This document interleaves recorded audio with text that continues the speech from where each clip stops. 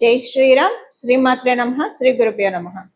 2026 సంవత్సరం జూన్ నెల 21వ తారీఖు నుంచి 2026 జూన్ నెల 27వ తారీఖు వరకు కూడా ఈ వారం యొక్క గోచార గ్రహస్థితులు, అలాగే గోచార గ్రహస్థితులను అనుసరించి ద్వాదశ రాశుల వాళ్ళకి, ద్వాదశ లగ్నాల వాళ్ళకి, 27 నక్షత్రాల వాళ్ళకి ఫలితాలు, ఎలాంటి ఫలితాలు ఉండబోతున్నాయి, ఈ విషయాలన్నీ ఒక్కసారి మనం చూద్దాము.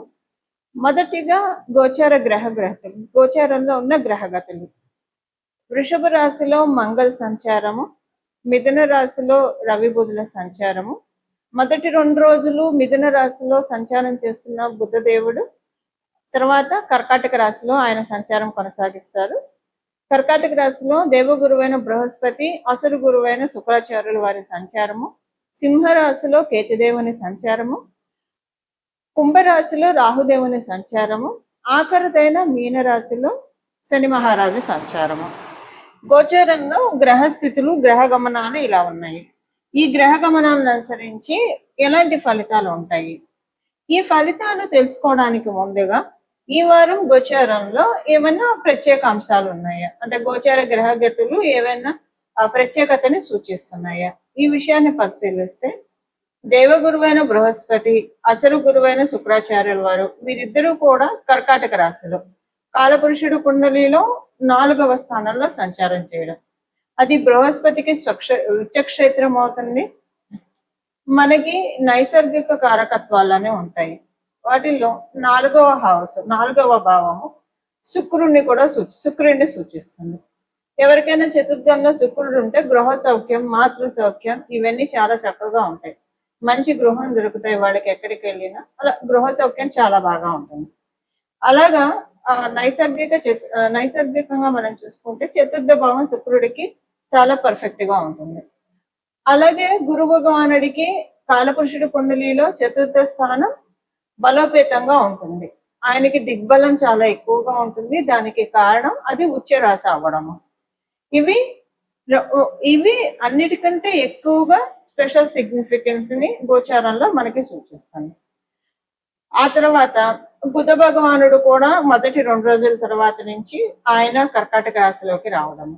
అంటే 3 శుభగ్రహాలు కాలపురుషుడు కుండలిలో చతుర్థ స్థానంలో కలుస్తున్నాయి. 3 శుభగ్రహాలు 4వ స్థానంలో కలిసి ఉండడము ఇది చాలా మంచిది. అంటే ఏ విషయాల్లో మంచిది, ఇప్పుడు మీ రాశిని అనుసరించి ఈ ఫలితాలు మారుతాయి. ఏ ఏ ఏ విషయాల్లో బాగుంటుంది. మామూలుగా మనం కాలపురుషుడి కుండలిలో నుంచి తీసుకుంటే ఇంట్లో బాగుంటుంది, శాంతియుతమైన వాతావరణం ఉంటుంది, ఇంట బయట కూడా ప్రశాంతంగా ఉంటుంది. అన్నిటికీ మించి ఇంట్లో గృహ సౌఖ్యం చాలా చక్కగా ఉంటుంది. ఇంట్లోని వారి ఆరోగ్యం కావచ్చు, మన ఆరోగ్యం కావచ్చు, ఇలా ప్రతిదీ కూడా బాగుంటుంది. మళ్ళీ మీ రాశిని అనుసరించి ఏ విషయాల్లో ఇంకా ఎక్కువ, ఇది జనరల్ గా అందరికి అప్లికేబిలిటీ అయ్యే పాయింట్. అందరికీ బాగుంటుంది, ఇంట్లో ప్రశాంతంగా ఉంటుంది. ఇంట్లో ఏదైనా ఘర్షణ పూరిత వాతావరణం ఉంటే అవన్నీ సద్దు మణిగిపోయి ఇంటి వ్యక్తుల మధ్య, ఇంట్లో ఉన్న వ్యక్తుల మధ్య భేదాభిప్రాయాలు లేకుండా, కొన్ని సమాభిప్రాయాలు లేకపోయినా దేవుడు ఎరుగ, భేదాభిప్రాయాలు లేకుండా మీ జన్మజాతకం బలంగా ఉంటే అందరూ కూడా ఒకటే మాట మీద నిలబడడం, ఇలాంటివన్నీ ఉంటాయి. ఇది జనరల్ గా అందరికి అప్లికేబుల్ అయ్యే పాయింట్స్ ఉంటాయి. ఇప్పుడు మీ రాశిని, మీ లగ్నాన్ని అనుసరించి మీకు ఇంకేంటి స్పెషల్ అంశం అన్నది ఇప్పుడు మనం విడివిడిగా చూద్దాం. మిథున రాశి, మిథున లగ్నంలో పుట్టిన వాళ్ళకి ఈ వారము మీరు ఇంట్లో కొన్ని మంచి నిర్ణయాలు తీసుకుంటారు. ఇంటి సంబంధిత విషయాల్లో, మీ పిల్లలకి సంబంధించిన విషయాల్లో ఏవైతే మీరు నిర్ణయాలు తీసుకొని ఏ నిర్ణయం తీసుకుంటే మంచిది, ఇప్పుడు ఉదాహరణకు మీ పిల్లల్ని ఏదైనా కాలేజీలో చేర్పించాలని, ఏ కోర్స్ జాయిన్ చేయాలి, ఏ కాలేజీ జాయిన్, ఇలా కన్ఫ్యూజన్స్ ఏవైనా ఉంటాయి, వాటన్నిటి నుంచి ఒక ట్రాన్స్పరెన్సీ వస్తుంది. అలాగే మీరు మీ పిల్లలకి వివాహం చేయాలనుకుంటున్నారు, ఏ సంబంధాలు దొరకట్లా, మంచి సంబంధం, ఇప్పుడు మంచి సంబంధం దొరుకుతుంది, కానీ మీరు మీ పిల్లలకి వివాహ ప్రయత్నాలు చేస్తుంటారు. లేదు ఈ 2 సెగ్మెంట్స్ లో మీరు లేరు, మంచి నిర్ణయాలు తీసుకుంటారు, మీ జీవితానికి సంబంధించిన మంచి నిర్ణయాలు తీసుకుంటారు. ఇన్వెస్ట్మెంట్ ప్లాన్స్ చాలా ఎక్కువగా ఉంటుంది ఈ వారం. ఇది అందరికి అప్లికేబిలిటీ ఉంటుంది. మిథున రాశి, మిథున లగ్నంలో పుట్టిన ప్రతి ఒక్కరికి కూడా మీ మాటకి విలువ బాగా పెరుగుతుంది. ఏమనిపిస్తుంది అంటే మీకు ఎక్కువగా భగవంతుడి యొక్క శక్తి బాగా తెలుస్తుంది. మంచి శక్తివంతమైన సమయంలో ఉన్నారు మిథున రాశి మిథున లగ్నంలో పుట్టిన వారు ఈ వారం మొత్తం కూడా. ఇప్పుడు మీకు ఈ వారం మొదట్లోనే బుధ భగవానుడు కూడా ద్వితీయ రాశికి అంటే కర్కాటక రాశిలోకి వెళ్ళడం, కర్కాటక రాశి ఆయనకు అంత అనుకూలం కాకపోయినా కూడా అక్కడ గురు శుక్రులు ఉండడం వల్ల ఇదొక శుభకర్తరి అని చెప్పచ్చు. శుభగ్రహ స్థితి ఇది మంచిది. బుధుడు శుభగ్రహాలతో కలిసి ఉంటే శుభ ఫలితాన్ని ఇస్తుంది. మంచి పాజిటివ్ మైండ్ సెట్ ఉంటుంది, చాలా బాగా ఆలోచిస్తారు, బ్యూటిఫుల్ థాట్ ప్రాసెస్ ఉంటుంది ఈ వారం మీకు. అలాగే సంతాన పరంగా చాలా మంచి శుభ సమయము, వివాహానికి అనుకూలమైన కాలము, యోగ్యమైన కాలము. అలాగే మీరు ఏదన్నా గృహము కొనాలన్నా అమ్మాలన్నా వస్తువులకి సంబంధించిన అంటే వస్తువు అంటే నా ఉద్దేశము ఇంటికి సంబంధించిన నిర్ణయాలు, ఇల్లు కావచ్చు, పొలం కావచ్చు, స్థలం కావచ్చు, ఇవి కొనుగోలు చేయాలన్నా అమ్మాలన్నా వీటన్నిటికీ కూడా చాలా చక్కటి శుభమైన సమయం ఈ సమయం. విద్యార్థులందరికీ కూడా చక్కటి శుభ సమయం. వ్యాపారస్తులకి బాగుంటుంది. ఫైనాన్షియల్ గా అయితే చాలా మంచి శుభ సమయము. మిథున రాశి మిథున లగ్నంలో పుట్టిన వారందరికీ కూడా పరిహారం, ఈ వారం చేసుకోవాల్సిన పరిహారము, ఈ వారంలో చతుర్థ స్థానం చాలా బలంగా ఉంది కాబట్టి చతుర్థ స్థానం, మాతృస్థానం, కుటుంబ స్థానం, ఇంకా అనేకం ఉంటాయి. వాహన సౌఖ్యం, గృహ సౌఖ్యము చాలా ఉంటాయి చతుర్థ స్థానంలో మనం చూడాల్సినవి. చతుర్థ స్థానం బలంగా ఉండడం వల్ల అమ్మవారి ఆరాధన చాలా చక్కటి సత్ఫలితాన్ని ఇస్తుంది. ద్వాదశ రాశుల వాళ్ళు, ద్వాదశ లగ్నాల వాళ్ళు ఏ అమ్మవారినైనా ఆరాధించవచ్చు. మీరు శ్రీ మహాలక్ష్మి అమ్మవారి ఆరాధన చేస్తే శ్రీ మహాలక్ష్మి అమ్మవారి ఆరాధన, లలిత అమ్మవారి ఆరాధన, సరస్వతి అమ్మవారి ఆరాధన, దుర్గా అమ్మవారి ఆరాధన, అలా ఏ అమ్మవారి ఆరాధన అయినా చేయవచ్చు. చాలా మంచి ఫలితాన్ని ఇస్తుంది. ఈ వారంలో ఒక్కరోజు మీకు కుదిరితే ఏదైనా గ్రామదేవత అమ్మవారి ఆలయానికి వెళ్ళి అమ్మవారి ఆశీస్సులు తీసుకొని రావడానికి చక్కటి సమయము. ఇదేంటంటే 3 గ్రహాలు కర్కాటక రాశిలో సంచారము అందరికీ ఒక దిష్టి చుక్క. ఇప్పుడు మన ఇంట్లో మన పెద్దలు మనకి దిష్టి తీస్తూ ఉంటారు, అనుకుంటూ ఉంటాం కదా, దిష్టి దోషాలు, నరదిష్టి, నరఘోష, నరపీడ.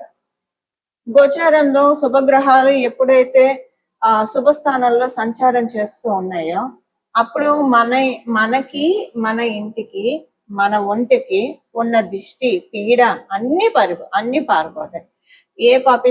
ఎలాంటి దిష్టి దోషాలు లేకుండా మనల్ని మనం సెక్యూర్ చేసుకునే సమయము ఇది. ఇంకా మనం పటిష్టం చేసుకోవడానికి ఇప్పుడు ఏ పరిహారం చేసుకోకపోయినా 30% ఇది అప్లికేబిలిటీ ఉంటుంది, 40%. కాకపోతే ప్రయత్నపూర్వకంగా మనం తెలుసుకొని చేయడం వల్ల 100% మొత్తం మనకు ఉన్న దృష్టి, మన పిల్లలకు ఉన్న దృష్టి, మన కుటుంబ సభ్యులకు ఉన్న దృష్టి, మన ఇంటికి ఉన్న దృష్టి అన్ని కూడా పోగొట్టుకోవచ్చు. దీనికి చేయాల్సింది సింపుల్ గా అమ్మవారి గ్రామదేవత అమ్మవారి ఆలయానికి వెళ్ళి ఒక రోజు దర్శనం చేసుకోవడం, అక్కడ అమ్మవారికి పూజించిన కుంకుమ తెచ్చుకొని రోజు నుదుటిన ధరించడం, అంతే సింపుల్ గా. లేదా ఏదైనా అమ్మవారి ఆలయానికి వెళ్ళి అక్కడ కుంకుమ కొంచెం తెచ్చుకొని అది ప్రతిరోజు ఇంటిలో పాది పెట్టుకుంటూ ఉంటే కనుక చక్కగా ఉంటుంది. దిగదుడుపండి, దిష్టి దిగదుడుపు. ఇది చాలా అరుదుగా వచ్చే అవకాశం. ఎందుకంటే కర్కాటక రాశిలో గురు భగవానుడు ఇప్పుడు మళ్ళీ వచ్చే సంవత్సరం ఇదే నెలకి కొంచెం అటు ఇటుగా శుక్రాచార్యులు వారు సంచారం చేస్తారు, బుధ భగవానుడు సంచారం చేస్తారు. సంవత్సరానికి ఒకసారి వాళ్ళు ఖచ్చితంగా కర్కాటక రాశిలో సంచారం చేస్తారు.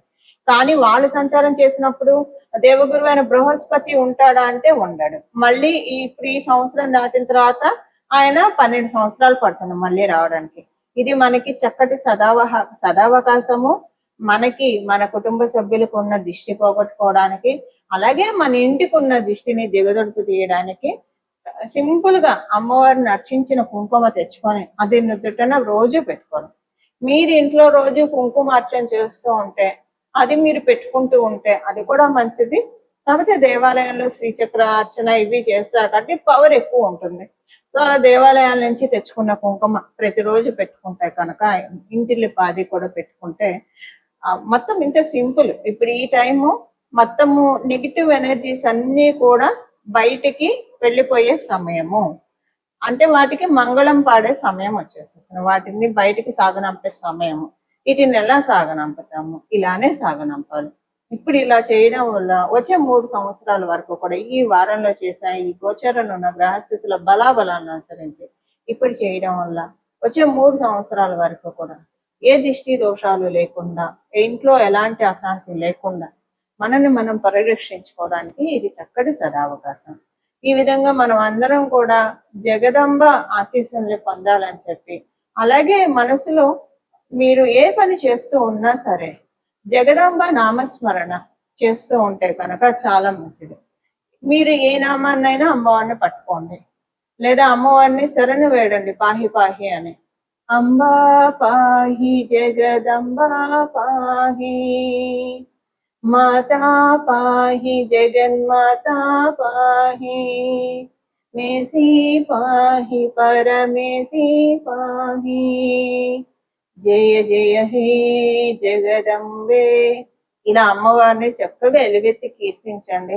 అంబా పాహి పాహి, అంబా పాహి పాహి, జగదంబా పాహి పాహి, శరణు శరణు, రక్ష రక్ష అని మనసులో అనుకుంటూ ఉండండి. ఈ సమయంలో అమ్మవారు మనందరినీ పరికించి చూసే చాలా ప్రత్యేకమైన శుభ సమయము. ఇలాంటి శుభ సమయాలు మనం మిస్ అవ్వకూడదు.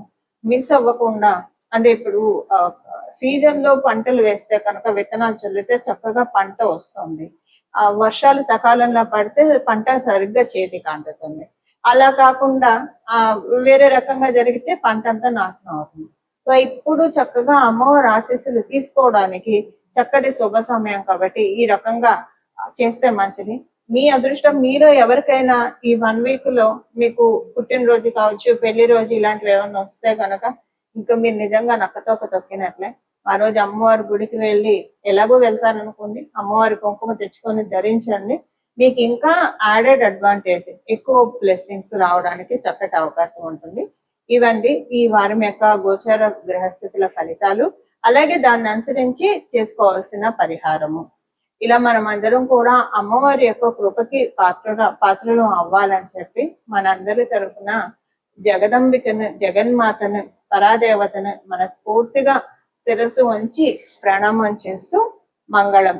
నమో భగవతే వాసుదేవాయ.